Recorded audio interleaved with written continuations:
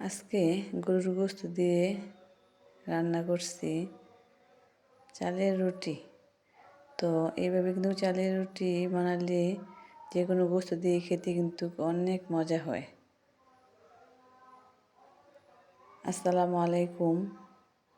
আমার চ্যানেলটি যদি আপনাদের ভালো লাগে তাহলে সাবস্ক্রাইব করে রাখুন। প্রথমে আমি কিছু আতপ চালের গুঁড়া নিয়েছি, এর থেকে কিছু রেখে দিচ্ছি রুটি বানানোর জন্য। তারপর ওই চালের গুঁড়াগুলি আমি কিছুক্ষণ টেলে নেব। নামিয়ে তারপর অন্য একটি পাত্রে কিছু গরম পানি করে পরিমাণ মতো, তারপর ওই পানিতে লবণ দিয়ে দেব গুঁড়িগুলি, দিয়ে ডেকে কিছুক্ষণ সিদ্ধ করে নেব। তারপর সব একসাথে মিশিয়ে নামিয়ে ঠান্ডা করে ভালো করে মথে নেব। এই যে আমি ভালো করে মথে নিয়েছি। এখন আমি রুটিগুলি বানিয়ে নেব।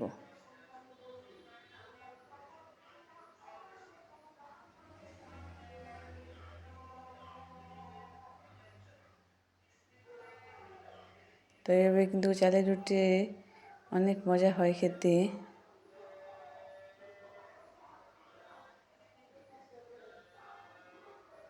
এদিকে আমি রুটিগুলি বানিয়ে নিচ্ছি।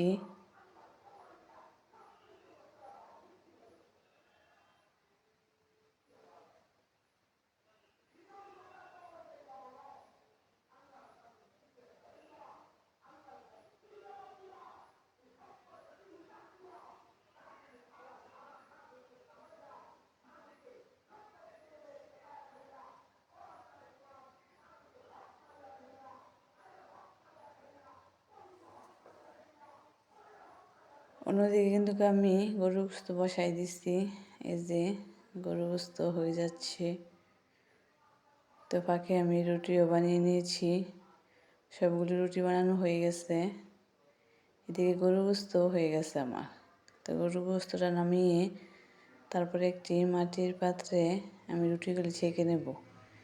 এরকম মাটির পাত্রে রুটি সেঁকলে কিন্তু অনেক মজা হয়। তো রুটিগুলি আমি ভালো করে সবগুলি রুটি ছেঁকে নেব।